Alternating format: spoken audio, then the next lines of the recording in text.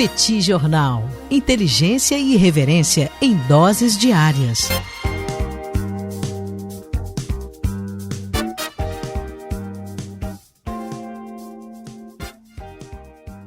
Olá, gente. Bem-vindos, bem-vindas ao Petit Jornal. Esse é o bate-papo número 938. Estamos gravando uma live no YouTube do Petit Jornal. São exatamente 16 horas e 18 minutos pelo horário de Brasília, 23 horas e 18 minutos pelo horário de Tbilisi, na Geórgia. Sim, seguimos aqui produzindo o Petit Jornal em continentes diferentes. E cá está a dupla de costume, Tanguy, o Bagdadi animado, contente, preparado, revigorado, resiliente, retumbante, descansado e tarifado. E temos também Daniel Souza, que é esse que vos fala. Ao longo dos próximos minutos, vamos repercutir os principais acontecimentos internacionais das últimas horas. Como vai, professor Bagdadi? Vamos a isso? Tudo bem, Daniel Souza? Vamos lá para esse bate-papo 938. Um prazer estar aqui mais uma vez para a gente comentar, os assuntos das últimas 24 horas, A gente gravou o episódio ontem, temos mais um episódio hoje, esse bate-papo 938. Daniel, quero lembrar as pessoas que amanhã não teremos episódio. A gente vai ter um episódio que vai estar... A gente está com um horário um pouco diferente, Como vocês sabem, o Daniel está no Cáucaso, a gente está mudando os horários e tal. Mas o nosso próximo episódio, depois desse que você está ouvindo, vai ser na segunda-feira, vai sair na segunda-feira à tarde, provavelmente vai ser gravado ali por volta das 15 horas, mas a gente volta a falar sobre isso ao longo dos próximos dias, enfim, principalmente pelas redes sociais. Aliás, sigam o Petit Jornal nas redes sociais e inscrevam-se no canal do Petit Jornal no YouTube, ativa o sininho lá, porque inclusive ajuda bastante a gente e também vocês a serem avisados quando tivermos novos episódios. Daniel, deixo aqui as boas-vindas a todo mundo que acompanha a gente pelo YouTube, todo mundo que acompanha a gente pelo podcast, e eu queria começar o nosso episódio falando sobre a Dinamarca. Afinal de contas, Daniel, de ontem para hoje, ou seja, de quarta para quinta-feira, na madrugada, lá na Dinamarca, nós tivemos o registro de incursões de drones, que foram registrados em diferentes pontos da região da Jutlândia Ocidental, que é a região ali ao norte da Dinamarca. Isso levou, Daniel, ao fechamento de alguns aeroportos importantes ali do norte da Dinamarca, incluindo uma base aérea, que é uma base aérea que... Daniel, eu vou tentar falar aqui o nome, mas eu gostaria de não ser julgado. Temos o compromisso aqui de não julgamento? Temos, obviamente, sempre. Então, a base aérea de Skridstrup, é isso, fiz aqui minha tentativa, tá? Que abriga, Daniel, é a base aérea dinamarquesa que abriga os caças F-16 e F-35, de fabricação norte-americana. Então, houve ali uma preocupação com relação a todo aquele espaço aéreo. É a segunda vez, aliás, que isso acontece, A gente já tinha tido a divulgação por parte da Dinamarca de incursões com drones no espaço aéreo dinamarquês na terça-feira e novamente agora na madrugada de quarta para a quinta-feira. Óbvio, Daniel, que todo mundo, quando vê algo assim, pensa automaticamente na Rússia. A Rússia negou que houvesse qualquer tipo de envolvimento nessa invasão do espaço aéreo dinamarquês com drones, mas a Dinamarca levantou isso como uma grande possibilidade e anunciou que não abateu nenhum dos drones. E aí tem alguns motivos para não abater os drones. O motivo oficial, Daniel, é que havia uma preocupação com relação à segurança. Eventualmente você abater um drone pode causar danos a civis ou a estruturas civis e tudo.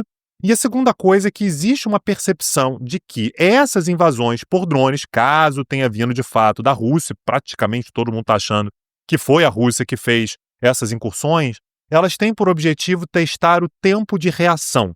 Ou seja, você entra com um drone em território de países da OTAN e você vai ver quanto tempo demora até que haja algum tipo de resposta, que os drones sejam abatidos ou que haja algum tipo de reação. O que a Dinamarca faz, Daniel, quando ela não abate esses drones, é que ela nega essa informação. Você não vai saber. O que a Dinamarca disse é que tinha condições de abater os drones, mas que optou por não abater por uma questão de segurança dos civis. Não me parece que essa seja a explicação completa. Mais uma vez, me parece que a explicação ela pode ser negar essa informação a quem está fazendo esse teste, ou seja, se a Rússia fez uma invasão com drone no espaço aéreo dinamarquês para saber em quanto tempo viria a reação, para se em algum momento houver a necessidade de fazer um ataque, a Rússia não vai saber. De qualquer maneira, a gente tem que olhar, Daniel, por que essas incursões estão acontecendo na Dinamarca. Primeira coisa, Daniel, a Dinamarca está nesse momento na presidência rotativa da União Europeia. Então tem uma posição de uma certa centralidade. É rotativo, então vai mudar daqui a pouco, mas nesse momento a Dinamarca é que está nessa posição. Segunda coisa, a Dinamarca anunciou recentemente a compra de armamentos de longo alcance, o que foi considerado pela Rússia como algo ameaçador, por que está comprando armamento de longo alcance e tudo. Lembrando, a Dinamarca é um membro da OTAN e você está falando ali sobre um entorno que, obviamente, a Rússia se preocupa. E outro elemento importante é que a Dinamarca, recentemente, aceitou receber a produção de combustíveis para mísseis de longo alcance da Ucrânia, o que a Rússia anunciou que considera um ato de hostilidade. Ou seja, em território dinamarquês você vai ter a produção de uma parte importante de componentes para mísseis de longo alcance que serão utilizados pela Ucrânia, claro, contra a Rússia.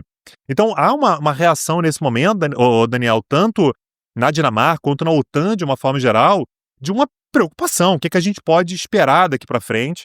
A primeira-ministra da Dinamarca, Mette Frederiksen, afirmou que tratou do assunto com o secretário-geral da OTAN, que é o Mark Rutte, e que os dois concordaram reforçar a cooperação, e o ministro da Defesa da Dinamarca classificou o episódio como um ataque híbrido, destinado a gerar medo, mas insistiu que não há ameaça direta. Inclusive, a Dinamarca falou diversas vezes que teria condições de abater os drones, poderia ter abatido, optou por não abater, mas, de qualquer maneira, o debate que há dentro da Dinamarca nesse momento é que há um buraco, uma falha na segurança da Dinamarca. A Dinamarca, aparentemente, demorou até para identificar que esses drones estavam sobrevoando o seu espaço aéreo e teve que fechar, portanto, o espaço aéreo em grande parte ali da Dinamarca, incluindo uma base na qual estão armamentos importantíssimos para a segurança da Dinamarca, que são os F-16 e os F-35. Ou seja, Daniel, momento quente, momento agitado, momento turbulento. Quero lembrar que há pouco tempo nós tivemos a invasão do espaço aéreo da Polônia, a Estônia também já registrou coisas parecidas em momentos recentes. Me parece que o nível de tensão ele segue bastante elevado na região. Vamos acompanhar para ver se teremos desdobramentos daqui para frente, Daniel. Agora, Tanguy, aqui na Geórgia é impressionante como você tem um forte sentimento anti-Rússia, Existem duas regiões aqui ocupadas no país, aliás, os georgianos chamam de ocupação, Você tem a Ossétia do Sul e você tem a Abcásia, e existe ali todo um temor de que a Rússia continue avançando em direção ao país. Ou seja, quando notícias como essas aparecem por aqui, o sentimento dos georgianos acaba sendo, tá vendo? Vocês ficam aí sem cuidar da Rússia da maneira como ela deveria ser cuidada ou como ela deveria ser enfrentada, e ela acaba se expandindo. Eu ouvi, inclusive, hoje, de uma georgiana, o seguinte: vocês acham que a Rússia vai parar na Ucrânia, vai parar na Geórgia? Não vai. Ela vai avançar em direção à Europa também. Aqui eu não estou fazendo nenhum juízo de valor, estou apenas relatando o que se diz por aqui, esse temor em relação a uma potencial expansão militar da Rússia em outras direções. Aliás, essa primeira pauta tem tudo a ver com a segunda pauta de hoje, Tanguy, porque nessa semana nós tivemos o ouro atingindo o recorde histórico, uma cotação histórica, $3.815,70 por onça Troy. Nós estamos falando de uma valorização de 43% só em 2025. A valorização do ouro ela é explicada por múltiplos fatores. A gente tem um cenário global altamente incerto, o que mostra justamente essas tensões geopolíticas em crescimento mundo afora. Se o mundo está tão inseguro, o que você faz? Compra ouro. Se muita gente compra ouro, o preço do ouro acaba subindo. Temos também juros nos Estados Unidos em queda. Consequentemente, você não tem ali alternativas seguras oferecendo um rendimento minimamente atraente. Temos o próprio dólar enfraquecido. Ao invés de estocar o meu patrimônio, a minha riqueza em dólares, eu acabo preferindo o ouro. Diversificação de reservas, particularmente dos chineses. Os chineses têm trocado aí uma parte importante das suas reservas em dólares por outros ativos e principalmente ouro. E pressões inflacionárias. A gente está falando de um mundo que tem sofrido com inflação nos últimos anos e o ouro é uma forma de você se proteger dessa inflação. Repito, 3.815 dólares e 70 centavos por onça Troy de ouro, e a tendência, me parece, de continuação desse processo de valorização. Em um ambiente de incerteza, as pessoas recorrem ao bom e velho ouro. Como a oferta de ouro ela é relativamente reduzida, a demanda se expande, a oferta não acompanha, o preço sobe. E em momentos de incerteza geopolítica do ponto de vista internacional, isso acaba se tornando ainda mais forte. Não é uma tendência apenas desse ano de 2025, mas ela se intensificou em 2025 e não há no horizonte, até onde a vista alcança, nada que nos autorize a acreditar que o ouro não vai continuar subindo nos próximos tempos. E sabe o que é ouro, Daniel Souza? O ouro, para quem está ouvindo a gente, a Alura, a maior escola de tecnologia do Brasil, vai oferecer a imersão gratuita de inteligência artificial com o Google Gemini. A gente está falando, né, está chegando no final do ano, então essa é a última chance em 2025 de participar de uma imersão gratuita em inteligência artificial da Alura, em parceria com uma das grandes empresas do mundo, que é o Google, com a sua inteligência artificial, que é o Gemini. Durante 4 dias você vai aprender, experimentar e criar com ferramentas como Google Gemini, Canva, Google Workplace, e vai aplicar a inteligência artificial em projetos práticos que aumentam a sua criatividade, produtividade e automação. A inteligência artificial, ela é incontornável, não tem mais jeito, ela veio para ficar, e o que é mais importante é você saber utilizá-la para fins profissionais. Isso serve tanto para quem está começando a lidar com tecnologia, quanto para pessoas que já trabalham com tecnologia, que querem apenas se aprofundar, querem ter novas habilidades. Então, Daniel Souza, o link está na descrição desse episódio. Aproveita, é uma imersão gratuita com uma empresa que é referência no Brasil, a maior escola de tecnologia do Brasil, com o Google Gemini, que dispensa apresentações. É a última chance desse ano e o link está na descrição desse episódio.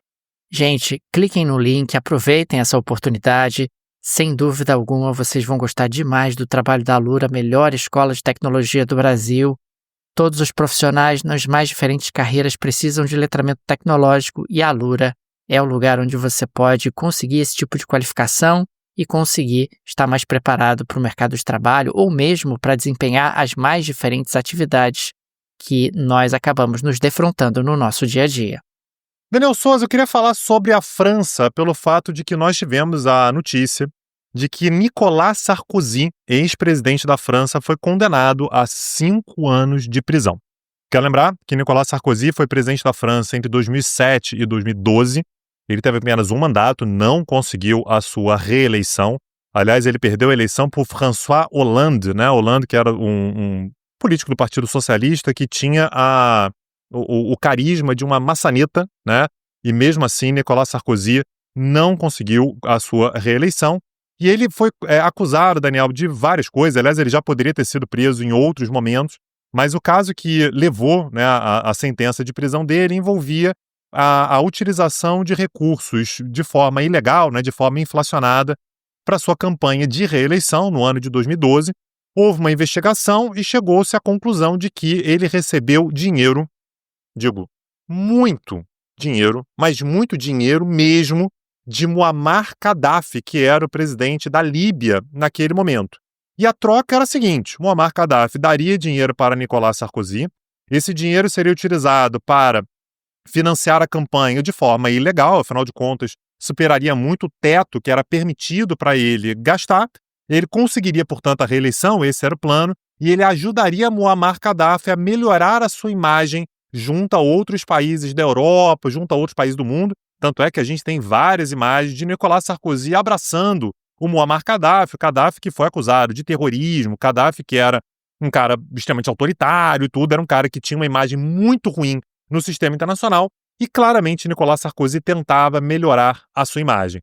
Então, Daniel, a gente chegou a ter um empresário libanês que aparentemente era quem atuava como intermediário entre a França e países do Oriente Médio, inclusive com o próprio Muammar Gaddafi, que chegou a dizer que tinha provas de que Sarkozy recebeu cerca de 50 milhões de euros, Daniel Souza, para fazer exatamente essa intermediação, né? Então, que o Sarkozy teria recebido esse dinheiro exatamente para melhorar a imagem de Muammar Gaddafi no sistema internacional. Então, o tribunal, Daniel, que julgou o caso, absolveu o Sarkozy das acusações de corrupção passiva e financiamento ilegal de campanha. Isso era um problema, né? Então ele recebeu essa grana, ele usou uma parte disso para financiamento de campanha, foi ilegal e tudo, mas isso ele acabou sendo absolvido, mas de qualquer maneira ele acabou sendo condenado a 5 anos de prisão por conspiração criminosa. É uma forma, indiretamente, de corrupção. Naturalmente, Daniel, como sempre, né, ele disse que isso é uma perseguição política, né, que há um fundo político nisso. Sarkozy já está morto politicamente há muito tempo, não sei exatamente que perseguição seria essa, mas o fato é que ele já poderia ter sido preso em outros casos. Acabou sendo sempre aquela coisa, Daniel, a pena é relativamente pequena, vai usar a tornozeleira eletrônica, aliás, ele usa a tornozeleira eletrônica, a pena acaba sendo reduzida, mas agora há a expectativa de que a qualquer momento ele possa ser preso. Ele que é um político de 70 anos, a qualquer momento ele pode ser preso na França. É o primeiro presidente, primeiro ex-presidente naturalmente da França, que passa por um processo como esse e tem restrição da sua liberdade. Então é um caso importante, né, para o direito francês no dia de hoje, Daniel. Tanguy, nessa semana nós tivemos a informação de que a União Europeia prepara tarifas sobre o petróleo russo, que ainda entra na União Europeia, principalmente via Hungria e Eslováquia. O objetivo seria encarecer as importações de petróleo russo e pressionar os dois países que compram essa energia proveniente da Rússia a buscar alternativas. Além disso, você poderia acelerar a eliminação da dependência energética russa antes de 2027. É claro que tudo isso tem a ver com a pressão que Donald Trump tem implementado, exigindo o corte total das compras de energia russa por países da OTAN. Isso foi mencionado, inclusive, pelo Donald Trump na Assembleia Geral das Nações Unidas, dizendo que a Europa é responsável por financiar a guerra, é responsável por financiar o que a gente tem observado. Consequentemente, existe aí todo um debate dentro da União Europeia sobre o que fazer, sobre como proceder diante desse contexto. Agora, vamos ver se isso vai efetivamente ser levado adiante. É claro que tarifas bastam maioria qualificada, o que impede que Hungria e Eslováquia bloqueiem sozinhas essa decisão. Mas seria ali uma sinalização, uma tentativa, uma forma de tentar, de alguma maneira, diminuir as compras de petróleo russo e, consequentemente, diminuir também essa acusação que muitos fazem, não só os americanos, mas Donald Trump verbalizou isso de maneira muito contundente, de que, olha, nós estamos falando de uma situação onde vocês estão ajudando a Rússia a enfrentar a guerra com a Ucrânia. E a gente observa, inclusive, nesses últimos dias, uma mudança substantiva do discurso do Trump no contexto de guerra, o que acaba também ajudando a temperar todo esse contexto que nós observamos de movimentação dos europeus para diminuir as remessas de recursos para a Rússia. Daniel Souza, a Rússia também está envolvida, né? Era um país que estava presente ali, apesar de não estar diretamente envolvido, no encontro de hoje, que nós tivemos na Casa Branca entre Recep Tayyip Erdogan, presidente da Turquia, e, naturalmente, Donald Trump. Então, o Erdogan está nos Estados Unidos, naturalmente, para participar da Assembleia Geral, participou da Assembleia Geral nos últimos dias, voou para Washington e se encontrou na Casa Branca com o presidente norte-americano. Fazendo as contas, Daniel, a primeira visita que Erdogan faz aos Estados Unidos, à Casa Branca, né, nos últimos 6 anos, e a gente faz as contas aí e vê que a última vez que Erdogan esteve na Casa Branca, Donald Trump era o presidente naquele momento. Só que foi também durante o primeiro mandato de Donald Trump que as relações elas se estremeceram. A Turquia comprou sistemas de defesa russos S-400, né, que é um sistema de bateria antiaérea de longo alcance. Isso enfureceu Donald Trump e ele passou, portanto, a sancionar a Turquia. A Turquia deixou de ter acesso a armamentos norte-americanos. Um detalhe que é importante, Daniel, que a gente nunca pode perder de vista, é que a Turquia é membro da OTAN. E a Turquia, mesmo sendo membro da OTAN, por ter comprado armamentos russos, deixou de ter armamentos norte-americanos. Isso gerou, Daniel, ao longo dos últimos anos, um climão na relação entre Estados Unidos e Turquia, principalmente porque a Turquia, de forma manifesta, sempre quis comprar os F-35, né, que são caças de combate, né, caças bastante sofisticados produzidos pelos Estados Unidos, e os Estados Unidos se negavam a vender, ao mesmo tempo em que os Estados Unidos vendem os F-35 para a Grécia. A Grécia também é membro da OTAN, mas tem acesso aos F-35, enquanto a Turquia, que também é membro da OTAN, não tem acesso. Então havia uma expectativa com relação a como é que seria exatamente esse encontro entre o Erdogan e o Trump, e foi daquele jeito que a gente conhece, Daniel. O Trump usando a sua linguagem de uma criança de 7 anos e dizendo que Erdogan é um homem muito duro. Ele é um homem muito duro. E vamos ver o que vai acontecer. Se o encontro for bom, eu posso tirar as sanções muito rapidamente. Se o encontro for muito, muito bom, posso tirar imediatamente. Aquela coisa, né? Se ele for muito meu amigo, tira as sanções, agora. Então há expectativa, Daniel, esse encontro aconteceu há algumas poucas horas, existe a expectativa de que os Estados Unidos liberem a compra, a princípio, de caças F-16, que é um modelo um pouco mais simples, com algumas modernizações, e a Turquia segue insistindo para eventualmente ter acesso aos F-35, né, que são um modelo mais moderno, um modelo mais atualizado. Vamos ver, Daniel, são dois países que são muito importantes para a OTAN.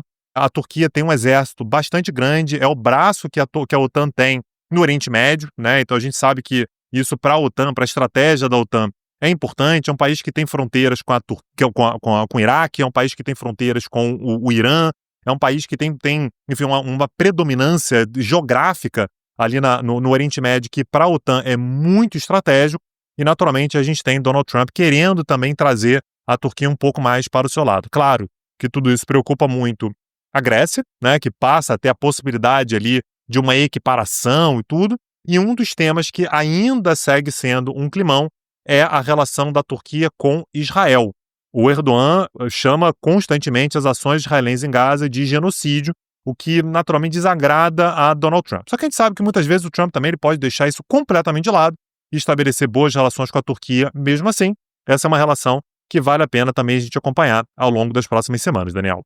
Tang, registro que a atividade econômica da Argentina caiu 0,1% em julho de 2025 frente a junho, quer dizer, o mês anterior. No acumulado do ano já são 5 retrações mensais.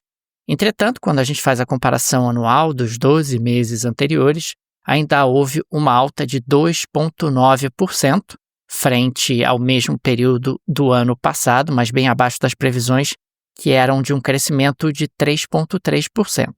Na prática, a gente está falando de uma economia argentina que dá sinais de que não vai crescer os 5% que chegou a se projetar no início desse ano.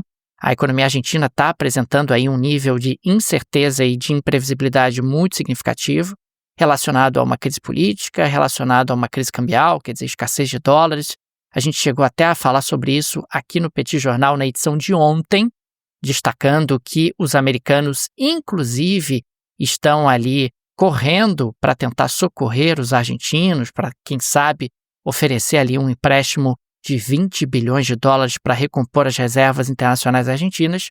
Tudo isso vai fazendo com que o contexto econômico argentino esteja se deteriorando rapidamente, porque era um contexto que dependia muito ali da credibilidade das ações do Javier Milei. O Javier Milei está em Nova York, se encontrou com Trump, se encontrou ali com Macron, tenta ali de alguma forma mostrar normalidade, mas o fato é que em casa as coisas não andam nada bem. A gente está falando aí de uma economia argentina que dá sinais de fragilidade, principalmente no que diz respeito ao crescimento e também no que diz respeito às reservas cambiais e, consequentemente, à própria dinâmica cambial. Daniel Souza, para a Geleia Shakira de hoje, você vai mostrar todo o seu conhecimento acerca do Pokémon, é isso? Tang, você sabe que essa é uma das minhas especialidades. Pokémon, sim. Né? Nós tivemos a divulgação, Tang, de um vídeo, né, do Departamento de Homeland and Security dos Estados Unidos e da Casa Branca, mostrando prisões feitas por agentes do ICE. E eles usavam ali um slogan do Pokémon, né? Que vamos pegar todos! E incluíam cenas ali do anime do Pokémon. Então, o que acabou acontecendo foi que no dia de hoje tivemos uma declaração oficial da Pokémon Company, e a Pokémon Company disse que não autorizou o uso de sua marca, tema musical ou imagens, que foi exatamente o que a Casa Branca fez para mostrar que está perseguindo os imigrantes ilegais, Tanguy, que eles são implacáveis, que estão caçando Pokémons, ou melhor, imigrantes ilegais, como se fossem Pokémons. Ô Tanguy, se você me dissesse isso há alguns anos, a Casa Branca vai utilizar imagens do Pokémon para ilustrar a perseguição a imigrantes ilegais, eu diria que você estava doido, que você não estava nas perfeitas faculdades mentais. Mas o que a gente está vendo em 2025 é que sim, os Estados Unidos estão usando ali imagens do Pokémon como forma justamente de ilustrar o que tem acontecido em relação aos imigrantes. O que é de uma crueldade, né, Daniel? É uma crueldade, assim, é impressionante. Mas sim, quando você vê o discurso do Trump na Assembleia Geral, você vê que isso é política do governo mesmo, né? Quase política de Estado. Ele fala sobre isso abertamente, né? E o tempo todo que tem que caçar os imigrantes ilegais, tem que mandar todo mundo embora, e que a migração ilegal, ela deixa corpos, um rastro de corpos se empilhando nas estradas. Enfim, é de fato um tempo muito estranho, né? Um tempo muito complicado. Então tá aí, até o Pokémon entrou no baile e a empresa foi lá ter que negar que tenha qualquer tipo de envolvimento com isso, porque, pelo amor de Deus, né? Passa muito de qualquer tipo de razoabilidade. Daniel Souza, se a pessoa quiser saber mais sobre os Estados Unidos, sobre migração, né? Sobre migrantes, refugiados, se ela quiser saber mais sobre, por exemplo, a cultura japonesa, a cultura coreana, tudo isso está presente lá no petcursos.com.br.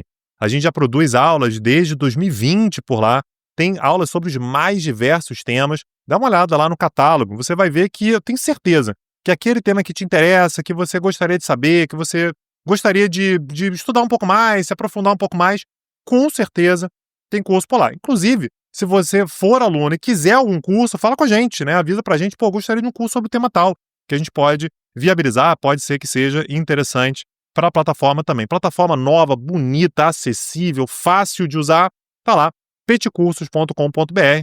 Acessa lá que eu tenho certeza que você vai se interessar muitíssimo pelo conteúdo que tá lá. Fica aqui também o nosso agradecimento aos apoiadores e apoiadoras do Pet Jornal, vocês que ajudam a manter esse projeto de pé. Fica o nosso carinho, o nosso abraço, o nosso muito obrigado a cada um de vocês. O Pet é uma mídia pequena, não tem nenhum conglomerado por trás, nenhuma produtora por trás, e por isso a ajuda de nossos apoiadores é tão importante. E fica também o convite, se você gosta do nosso projeto, se ele faz diferença na sua rotina, considere nos apoiar. No descritivo desse episódio tem várias alternativas. Tem a chave Pix para apoiar o Pet Jornal, petjornal.pj@gmail.com. Tem também o link para o Apoia-se, o link para o Patreon, se você vive no exterior. Tenho certeza que uma dessas alternativas será confortável para você. É isso, Daniel Souza. Segunda-feira estamos de volta, depois a gente vem com mais atualizações sobre o horário da gravação, mas certamente segunda-feira teremos episódio. Um abraço e até a próxima. Valeu! Tchau, tchau! Petit Jornal. Inteligência e irreverência em doses diárias. Acesse www.petjornal.com.br.